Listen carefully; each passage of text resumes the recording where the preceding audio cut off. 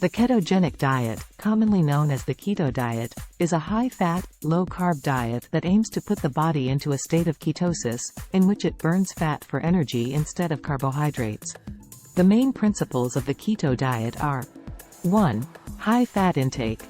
The keto diet typically involves getting about 70 to 80% of your daily calories from fat.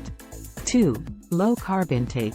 To induce ketosis, carbohydrate intake is restricted to around 5 to 10% of daily calories, which typically means limiting carbohydrate-rich foods like grains, sugar, and starchy vegetables. 3. Moderate protein intake. The remaining 10 to 20% of daily calories come from protein-rich foods like meat, fish, and dairy products. When you significantly reduce your carbohydrate intake, your body begins to use stored fat as its primary source of energy, producing molecules called ketones as a byproduct. This process is called ketosis, and it is the goal of the keto diet.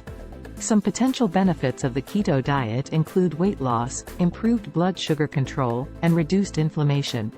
However, it's important to note that the keto diet is not suitable for everyone, and there are potential risks associated with long-term adherence to a high-fat, low-carb diet.